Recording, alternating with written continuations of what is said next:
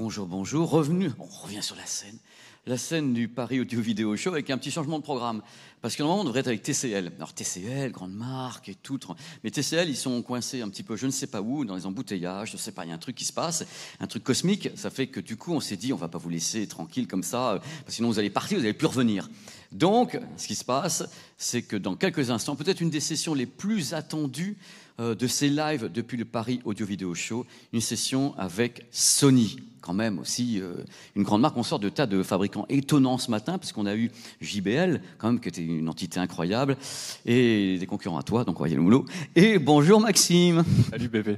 Ça va? Ouais, tu me mets la pression un peu là. Tu rigoles, tu me connais depuis 10 ans, jamais, moi je ne mets pas la pression aux marques, c'est un régal. Donc merci d'être venu. En plus, on était récupéré sur ton stand, c'était pas prévu à cette heure-ci, tu es ici. Et quand tu viens, Maxime, à chaque fois, moi j'ai envie de dire, place au rêve.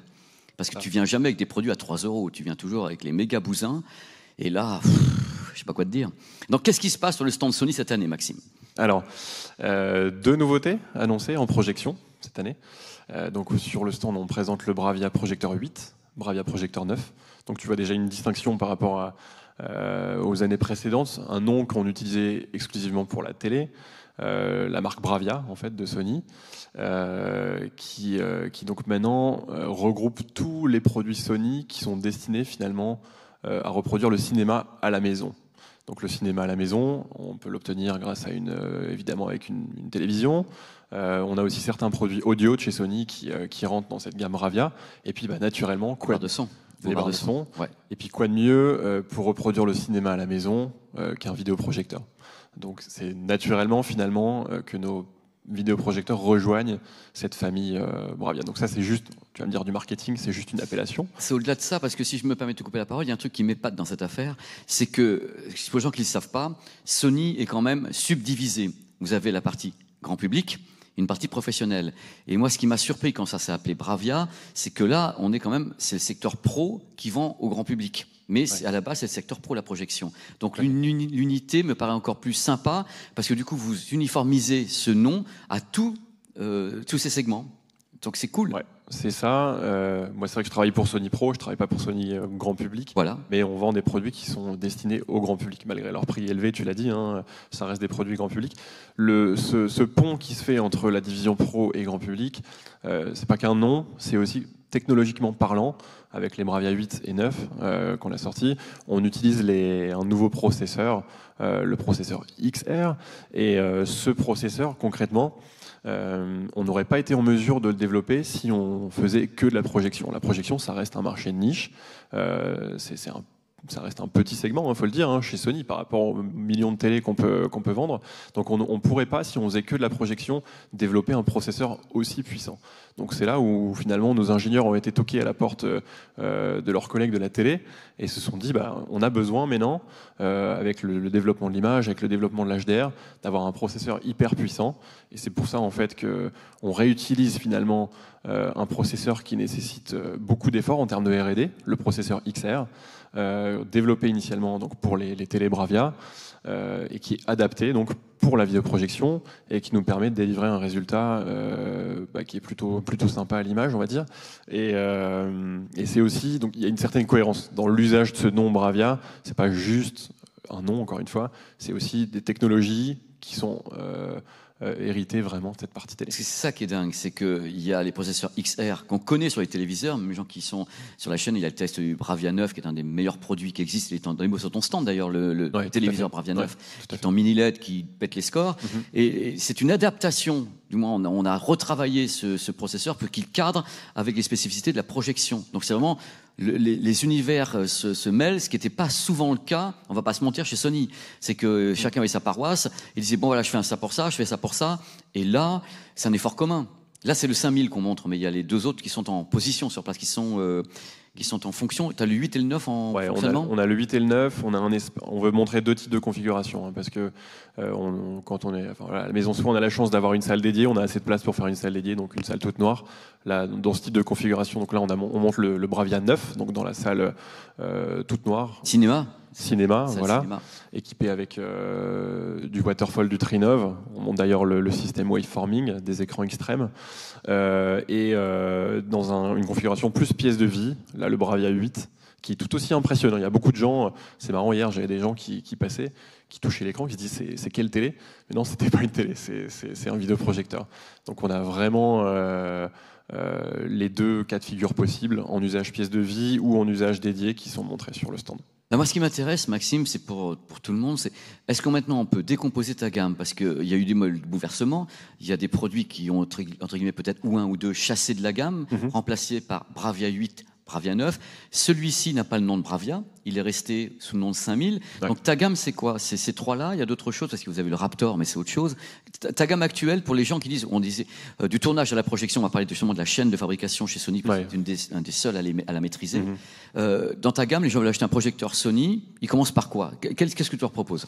On commence par alors on a le XW5000, donc qui va être notre entrée de gamme entre guillemets.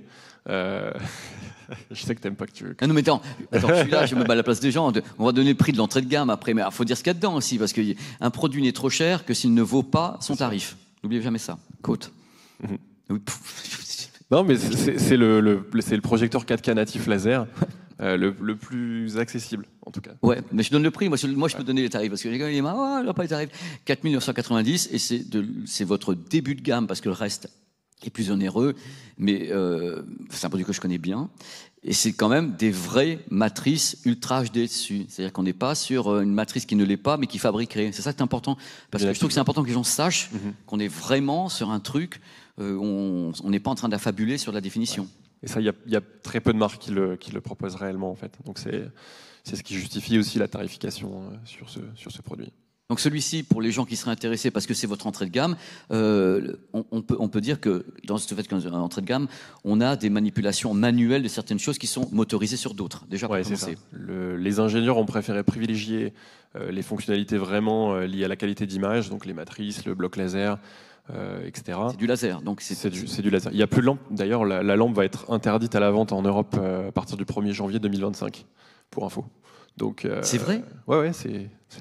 Je crois que tu racontes des bêtises. Non, je ne suis même pas au courant. On va interdire donc les lampes traditionnelles dans les projecteurs à partir du 1er janvier 2025. Donc tous les gens qui ont un projecteur, si la lampe tombe en panne, ils trouveront des trucs peut-être sur eBay ou je sais pas. Ou... Pour le remplacement des lampes, on pourra toujours acheter, effectivement, si on a un projecteur à lampe, on pourra trouver des lampes dans le commerce pour remplacer sur un produit existant.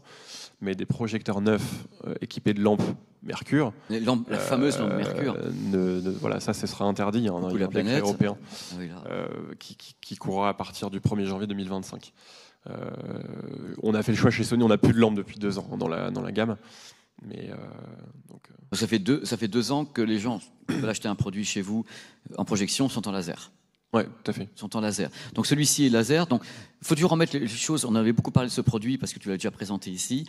Moi, c'est un produit que j'affectionne parce qu'il arrive à un prix qui est certes élevé, mais avec des vraies matrices 4K et du laser. C'est une offre je crois qu'il a été lancé plus cher que ça. Vous l'avez pas lancé à 6 900 et vous avez baissé le prix? On l'a lancé à 5 990. Ah, 5 990. Là, il y a même une offre actuellement. Il est à 4 490 pour être précis, jusque fin novembre. Voilà, c'est un produit qui est dans ce positionnement. Voilà, donc il devient l'entrée de gamme. Le 7000 que moi j'ai connu aussi, est-ce qu'il existe encore? Le 7000 en fait est remplacé par les deux nouveautés, par le Bravia 8 et le Bravia 9. Alors, le Bravia 8, le Bravia 9, c'est on essaie pour que les gens comprennent bien, on a celui-ci, une merveille. Qu'est-ce que le 8 a de plus, entre guillemets, et la différence entre le 8 et le 9? Parce que quand même, il y a des différences de tarifs qu'on va voir qui sont assez conséquentes. Alors, le Bravia 8 et le Bravia 9, d'ailleurs, utilisent ce fameux nouveau processeur XR, ce qui nous permet en fait de faire un dynamic tone mapping. On est sur une gestion dynamique du tone mapping. Et donc, on a une gestion du HDR qui va vraiment être améliorée.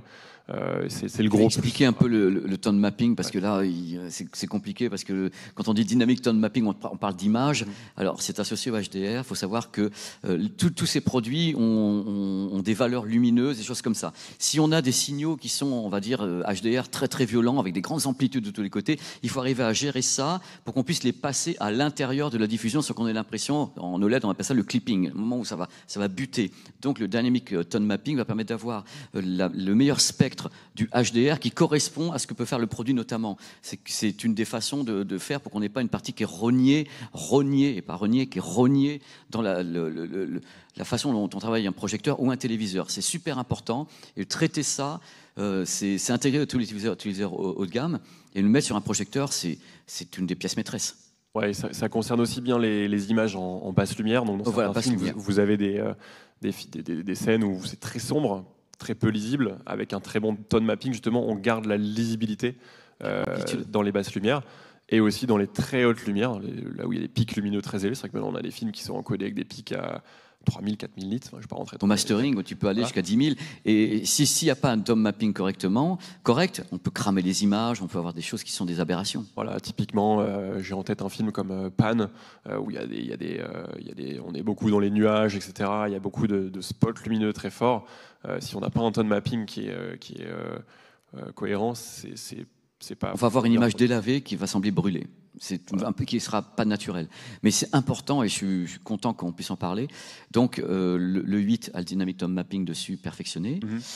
Question optique, le 8 a une optique avec une motorisation, ou c'est le 9 uniquement? On bascule sur du motorisé dès le Bravia 8, ouais, tout à fait. Ouais. Directement.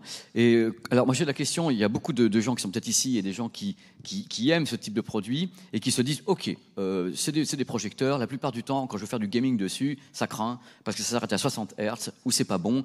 Qu'est-ce que vous avez fait sur notamment le 8 et le 9? Alors, grosse nouveauté, effectivement, sur Bravia 8 et Bravia 9, on est sur des HDMI 2.1, ce qui nous permet d'avoir une meilleure compatibilité justement pour le gaming. On est compatible ALLM. On peut expliquer. Ouais. ALLM, le projecteur sait que c'est une source qui est du gaming et qui n'est pas un film. Donc, voilà, pour donner l'acronyme, c'est Auto Low Latency Mode. Donc c'est un mode automatique qui permet de réduire la latence. Donc si on connecte le projecteur Bravia 8 ou 9 à une PlayStation 5 par exemple. Hasard. Par exemple. Hasard, tu dis. Hasard, ouais. Non, mais tu sais, et si moi je peux le dire, si on connecte le projecteur à une Xbox, parce que vous dites, tu peux pas, une Xbox, ça fera la même chose. C'est détecté et ça va déconnecter certains circuits qui, entre guillemets, je vais être vulgaire, foutent la merde. Ça permet d'avoir une latence la plus courte possible. C'est ça. Et donc, comme on utilise les processeurs, le processeur XR, issu de la télé chez nous, on est sur la même latence que sur une télé. On est autour de 0,12 millisecondes, ce qui est quand même à l'œil nu. Nous, quand on est en dessous de 16, même mes potes gamers ont du mal à voir la latence. Il faut que 12, c'est la moyenne chez vous sur les Bravia. Ouais, et c'est la première fois qu'on a ce niveau-là, je veux dire un niveau aussi bas sur un vidéoprojecteur. Donc ça, c'est quand même plutôt intéressant. On peut faire du 4K 120 maintenant, chose qu'on ne pouvait pas faire auparavant. Non mais ça c'est génial parce que ces produits avaient cette réputation, et je me répète parce que je les utilise, d'être complètement à la rue dès qu'on parlait de gaming, quoi. Je veux dire, c'était est-ce qu'en effet il n'y a pas de latence, des trucs comme ça. Donc maintenant uniquement le 8 et le 9, celui-ci c'est pas trop encore. Sur celui-ci, sur le 5000, on a quand même un mode de latence faible dans le menu. On n'est pas sur le même processeur, donc on n'a pas une latence qui sera aussi faible. Néanmoins, la latence reste, il y a eu plusieurs tests qui sont sortis là-dessus, ça reste déjà très très très bas. Là, c'est vrai qu'on a poussé encore le curseur à la baisse, mais il reste très performant sur du gaming aussi, le XW5000. Il faut qu'on parle, Maxime, parce qu'il faut qu'on parle notamment de la taille de l'image, de la luminosité, parce que c'est quelque chose qui travaille beaucoup les gens, d'avoir comme ça une belle pêche lumineuse, parce qu'il y a des gens qui ont les écrans de plus en plus grands. Quand on achète ce type de produit, on ne va pas se mentir, c'est souvent parce qu'on est déjà équipé d'un écran, ou qu'on pense, j'imagine pas sur un mur blanc, à prendre un produit qui coûte 5 000 € ou le prix des suivants. Donc le côté luminosité, on est à quelle valeur lumineuse pour le 8 et le 9? Parce que je ne sais pas si tu les connais, c'est luminosité, je ne me rappelle plus moi des chiffres. Sur le 8, on est à 2700. 2700. Ouais, et 3400 sur le Bravia 9. Ouais. Ah oui, c'est ce qui justifie déjà la différence de prix. Est-ce que vous avez les mêmes optiques sur les deux, le 8 et le 9? Mêmes optiques sur les deux projecteurs. D'ailleurs, là, je fais un parallèle. Je t'ai parlé de partage de technologie entre la gamme Bravia et la projection. T'es pas sans savoir qu'on fait aussi des appareils photo, Alpha est à bord. Des optiques. Et il y a une collaboration aussi avec nos collègues donc de la photo pour faire des optiques qui soient aux petits oignons et qui permettent de reproduire l'image au mieux. D'accord. Donc, Alpha, c'est l'union sacrée. Et c'est un truc que moi je reprochais, mais texto, moi je te le dis, je reprochais ça à Sony auparavant, parce que chacun jouait dans sa cour. Ouais. Les gens de la partie multimédia, donc PlayStation, ne parlaient pas aux gars de la télé. Moi je me rappelle de sessions où j'avais eu chez Sony pour les lancements de téléviseurs il y a quelques années, et dans le showroom, ils attendaient la PlayStation, alors qu'elle était sortie, que nous, les journalistes, on l'avait reçue. J'ai dit, mais à quel moment il y a l'astéroïde qui s'est heurté à ce point-là sur une autre astéroïde, mais là, c'est la première fois où, justement, et c'est pour ça, et tu le sais, on est parti à Los Angeles avec mes confrères, chez Sony Pictures, dans ces entités-là, on a présenté les téléviseurs. C'est la première fois que ça arrive, qu'on montrait qu'il y avait une symbiose qui était clairement affichée, dans tous les cas. Et le résultat, c'est les Bravia 8 et 9, quelque part, qui sont dans cette symbiose. Ouais, c'est pas évident, hein. C'est vrai que Sony, c'est un gros paquebot aussi, c'est quand même une... Il y a beaucoup de divisions, beaucoup d'entités différentes, et il y a cette volonté-là qui a été implantée, je dirais, depuis ça fait 10 ans, où on a voulu vraiment faire tomber, entre guillemets, un petit peu les silos entre les différentes divisions.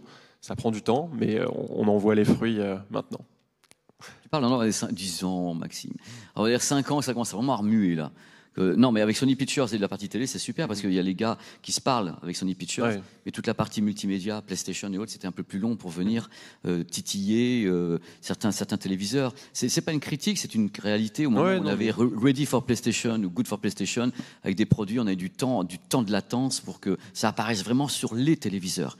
Et c'était un truc que le public ne pouvait pas comprendre parce que pour le public, vous êtes Sony. C'est la marque gigantesque, et pour eux, PlayStation ou bien le reste, ça reste Sony.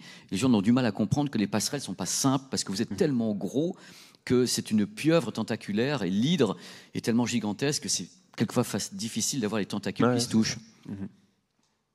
Mais si, j'ai pas contre-pété. Tu as tout à fait raison. Non, mais c'est ça. Donc, mais c'est tout à fait ça. Alors maintenant, ce que j'aimerais faire, Maxime, parce qu'on a bien détaillé le fait que les images chez vous étaient travaillées à fond sur le 8 et le 9 avec une partie d'expertise du monde de la télé qui est très bon, parce que le XR, c'est un processeur incroyable qui est justement sur le Bravia 9 qui est en exposition. Est-ce qu'il y a des questions? Parce que là, vous avez la chance d'avoir Maxime de Sony. On peut te répondre, sur ça. Et les téléviseurs, c'est bon, ou les téléviseurs aussi? Moi, je suis à deux, on va sortir. De la projection, mais on va bien sûr sur la projection, sur... Ah, coucou. Bonjour. Ça va? Alors, puisqu'on parlait juste de la pieuvre à l'instant, comme le titre, c'est du tournage à la projection, la maîtrise parfaite de l'image. C'est plus une remarque sur Sony de manière générale qu'une vraie question. C'est juste pour avoir l'occasion d'en dire un mot. Sony, j'ai l'impression que c'est un peu paradoxal quand même. Quoi de mieux qu'un des créateurs du Blu-ray pour en parler? Et j'ai l'impression que vous êtes quand même ceux qui mettent les plus grands coups de sabre au Blu-ray, malgré tout. Vous êtes à la fois studio de prod, etc. Et vous vendez des télé, du super matos. Non, je sais que c'est pas vous, évidemment, qui êtes responsable de tout, mais bon, c'est juste pour, évidemment, en dire un mot.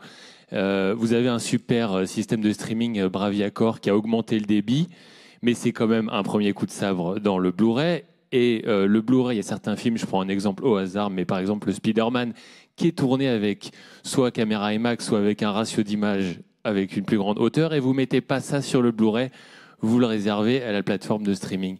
C'est quand même dommage parce que la cible, je pense, du Blu-ray, moi j'en suis un acheteur de Blu-ray, j'adore ça, et c'est ceux qui veulent ce genre de détails, et vous le mettez pas dessus, et c'est réservé à une plateforme de streaming avec un débit inférieur pour regarder sur des super produits comme le projecteur ou les super télévisions, les dernières gammes en particulier.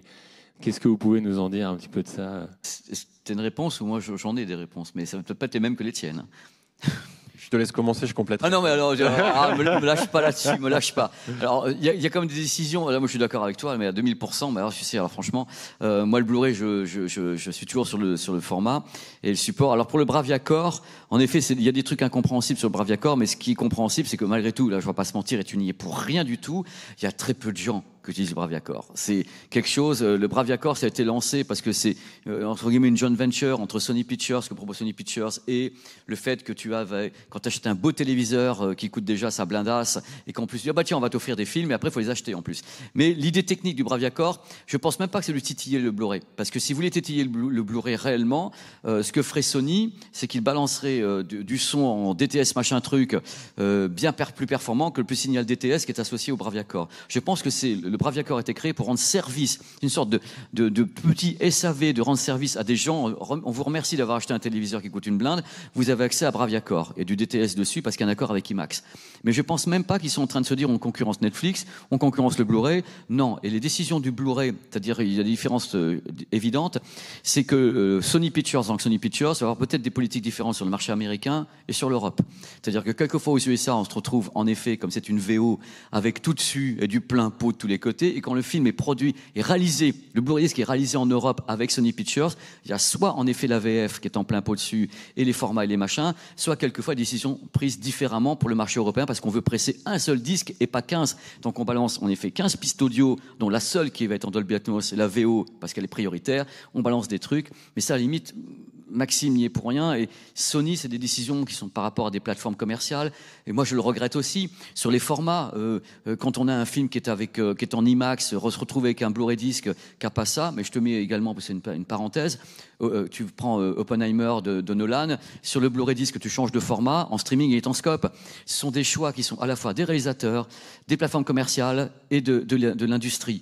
La réponse, on l'a pas, je l'ai pas personnellement, parce qu'on est sur tellement d'intervenants autour de tout ça. Je les regrette. Moi, j'aimerais qu'il y ait un seul master pour tout le monde et que tout le monde soit content avec une VO en Dolby Atmos, VF en Dolby Atmos, le format respecté. Ça, c'est un monde idéal. Et il y a peu d'éditeurs qui arrivent. Qui plus est quand la version streaming décidée par le studio est encore différente.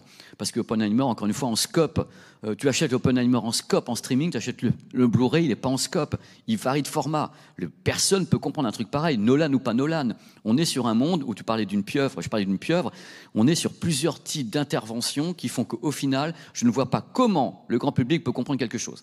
Je ne vois pas. Ou alors il va dans la salle de cinéma, il a le format originel parce que c'est ce qu'on appelle un DCP, tu envoies le film. Mais après, tout ce qui se passe en streaming ou en Blu-ray disc ou en DVD, si tu visites le Panasonic Hollywood Laboratory qui gère toutes ces versions, au moment d'Avatar, j'étais sur place, les mecs m'ont dit on fait 110 versions d'Avatar. Une version en 320p, une version en 720p pour telle plateforme, une version avec ou sans barre noire, une version avec petite barre noire, grosse barre noire. Ils font c'est 115 ou 120 versions pour tous les types de diffusion d'Avatar. Et on est sur ce genre de problème où les gens n'arrivent pas à se mettre d'accord par rapport à telle plateforme commerciale, telle diffusion, tel machin. Et le réalisateur, il n'y a que Nolan qui tape du pied en disant le streaming, ça sera du scope, je m'en fous, mais le Blu-ray disc aura les deux formats. C'est le seul qui arrive à imposer ça. Donc c'était ma réponse qui est, entre guillemets, bonne chance. Non, mais c'est une problématique qui est complexe, ça c'est sûr. Le Bravia Core a au moins le mérite, en tout cas, de mettre à disposition relativement facilement, j'ai envie de dire, des clients, comme tu le disais, d'écran TV haut de gamme, une bibliothèque de contenu Sony qui est assez vaste, et ce serait plus difficile, qu'on se le dise, de matérialiser ça avec du Blu-ray quand on achète un TV Bravia. Il y a eu à l'époque. Tu achetais le téléviseur, tu avais 10 Blu-ray. Voilà. Sony. Donc, en fait, c'est l'évolution aussi naturelle. Je dirais qu'à une époque, effectivement, on offrait des Blu-ray en achetant certains produits, même avec des vidéoprojecteurs. Maintenant, il y a aussi une réalité du marché, il y a une réalité de la demande des consommateurs, qui est beaucoup plus tournée. Alors je sais que ça va peut-être fâcher certaines personnes ici, mais il y a aussi ce marché qui évolue, qui change, et on doit s'adapter finalement à cette demande. Mais ce que demande le public, c'est qu'il y ait justement une façon de faire et pas 15. Parce que c'est là qu'est la frustration. C'est-à-dire, on se dit toujours, est-ce que la France, par hasard, quand on n'a pas de VO en Atmos, alors que les films sortent de VF en Atmos, alors que les films sortent en VO, c'est une question de production. Il y a très peu de studios en France capables de faire un doublage en Atmos. Et je vais dire un truc, ils sont la plupart occupés par tout ce que fait l'industrie musicale pour sortir des titres en Atmos qui sont pris par ces studios. De ce fait, alors encore une fois, Maxime n'y est pour rien, Sony n'y est pour rien.